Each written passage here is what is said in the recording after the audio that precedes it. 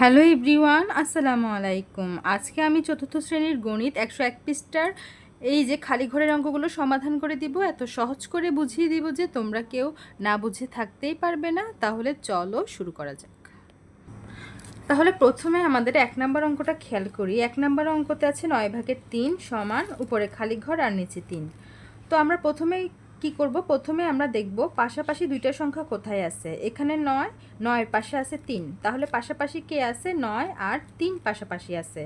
এখন আমাদেরকে দেখতে হবে এই পাশের সংখ্যাটা থেকে এই পাশের সংখ্যাটা বাড়লো নাকি কমলো। 9 থেকে 3 আমাদের কমলো।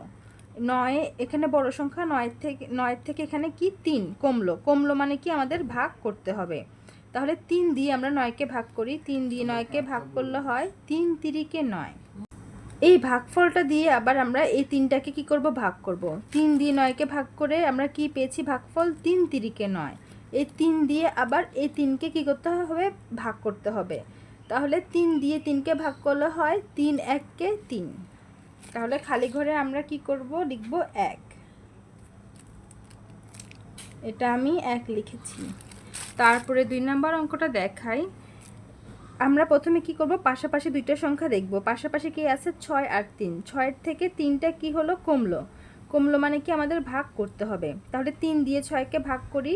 3 দিয়ে 6কে ভাগ করলে হয় 3 দুগুণে 6। কি পেলাম? ভাগফল 3 দিয়ে 6কে ভাগ করে ফেললাম 2। 3 দুগুণে 6। এবার 2 দিয়ে আমরা কি করব? এই 8কে ভাগ করব। 2 দিয়ে 8কে ভাগ করলে হয় 4 দুগুণে 8। এখানে আমরা 4 লিখব। এরপরে আসি 3 নম্বর অঙ্কটাতে। আমাদের পাশাপাশি দুইটা সংখ্যা কে আছে? 5 আর 1।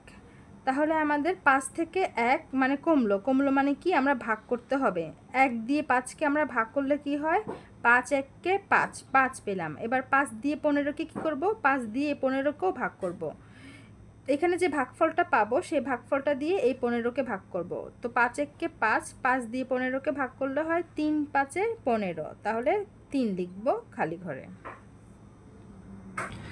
এরপরে আসি 4 নম্বর অঙ্কটাতে। আর আমি কিন্তু অনলাইনে পড়াই, তোমরা চাইলে আমার কাছে অনলাইনে পড়তে পারো।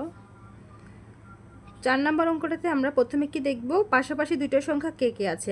8 আর 2 পাশাপাশি আছে।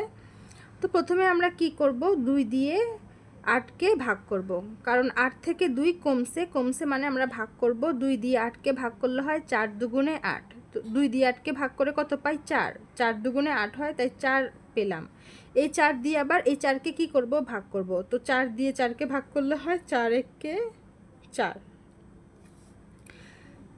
তো এইভাবে আমি তোমাদেরকে সবগুলো অঙ্ক দেখিয়ে দিলাম। তো প্রথম কাজ কি? আমরা পাশাপাশি দুইটা সংখ্যা দেখব, তারপরে এই সংখ্যাটা থেকে এই সংখ্যাটা যদি কমে যায় তাহলে আমরা ভাগ করব। তো 2 দিয়ে 8কে ভাগ করলে হয় 4। 4 দিয়ে আমরা এই উপরেরটাকে ভাগ করব, 4 1কে 4। আর তোমরা আমার অঙ্কতে বেশি বেশি লাইক করবে। লাইক করলে বুঝবো যে তোমরা আমার ভিডিও পছন্দ করো, তখন আরও বেশি ভিডিও বানাবো। তাই কি করতে হবে? বেশি বেশি লাইক করতে হবে। আজকের মতো এখানেই শেষ করছি। পরবর্তীতে তোমাদের কোন কোন পৃষ্ঠার ভিডিও লাগবে সেটা জানাবে।